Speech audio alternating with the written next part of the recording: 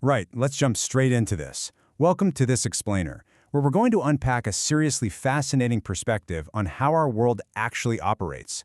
Usually when we hear the word governance, our minds go straight to those dry C-SPAN broadcasts, right? The United Nations or, I don't know, stuffy corporate boardrooms. We think, ah yes, that is governance. But what if that definition is actually so narrow that it's actively holding us back from solving some of our biggest global crises? Well, today, we're completely rethinking governance from the ground up. We're stepping away from just that grand macro-level view and diving into a much more profound, deeply interconnected framework. So, the foundation for this whole rethink comes down to a really stark warning about our status quo. The source material spells it out perfectly. Business practices that brought damages to our humanity, shared prosperity, and environment cannot sustain our development. Actually, let's just take a second to really process that. We've kind of been running on this destructive loop. For decades, the engine of our global development has basically been fueled by practices that actively harm the exact things they're supposed to be building up. I mean, we've seen incredible technological and economic advancements, sure, but at what cost? When the methods we use to grow actually damage our humanity, wreck our shared prosperity, and degrade our environment, well, that growth is an illusion. It's like building a house on sand. It absolutely cannot carry us into the future. And this perfectly illustrates exactly how our current governance mechanisms are failing us. Look, on one hand, we've got social and governance systems that continuously widen the wealth gap between the rich and the poor. It's just growing. And then, on the other hand, we see the unavoidable consequence of that, a total inability to sustain global peace and partnerships.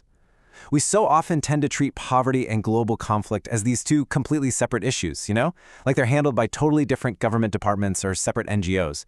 But the author makes it incredibly clear here. You absolutely cannot have worldwide stability when your social systems are designed, whether intentionally or unintentionally, to pull the rich and the poor further and further apart. Extreme inequality is a literal direct threat to global peace. So who exactly is challenging us to rethink all of this? Let me introduce you to Oluyomi Ola David.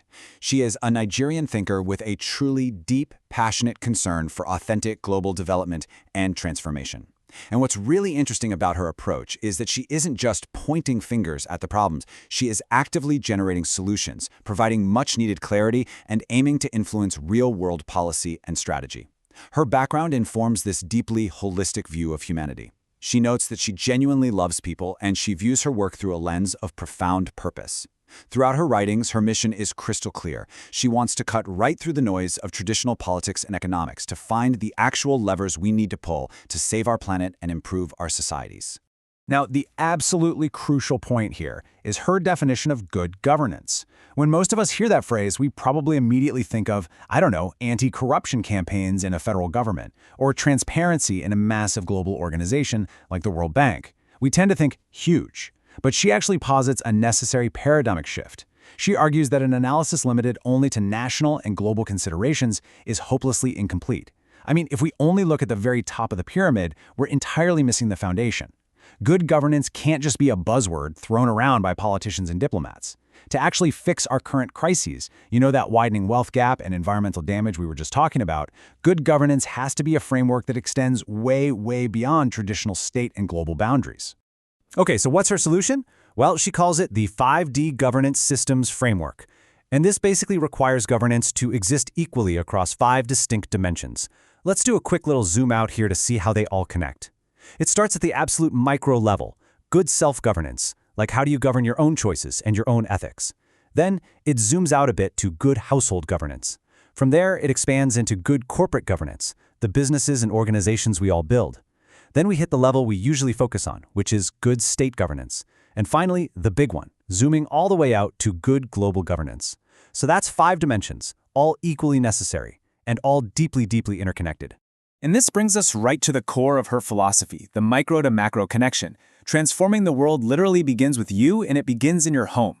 Think about your own lived experience for a second here. If an individual lacks self-governance, meaning, they lack discipline, empathy, or ethical grounding, how could they possibly contribute to a healthy household?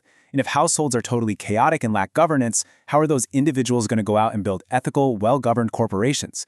She emphasizes that robust corporate, state, and global governance are practically impossible if the people running them haven't first mastered self and household governance. You simply can't build a stable, functioning global system out of broken, ungoverned foundational pieces. Make sense? Right? So, this micro to macro connection builds directly into her ultimate call to action. To save the planet, she says, we have to completely rethink and reconstruct 4 specific areas across all 5 of those dimensions. First up is limiting culture, so those mindsets and traditions that basically justify inequality. Second is limiting structure, the actual rigid organizational hierarchies that keep people down. Third, we have limiting infrastructure, think physical roads, power grids, and systems that serve the few instead of the many. And finally, limiting intrastructure, which is the internal emotional workings of ourselves. By identifying and reconstructing what's limiting us in these 4 areas, all the way from our inner selves right up to the global stage, she believes we can actually sustain our development. Wow. So, we have covered a massive paradigm shift today, haven't we? Moving from the grand halls of the UN right down to your very own living room. And I want to wrap up this explainer exactly how Oluyomi Ola David ends her piece, by asking you, what are your thoughts on governance and governance systems? I'd really challenge you to stop for a minute and reflect on this. Because in this deeply interconnected 5D system, where do you sit? How is your own self-governance? How is your household governance?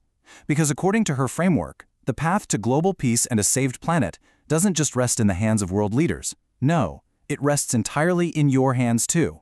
Thank you so much for joining me, and keep questioning the systems around you.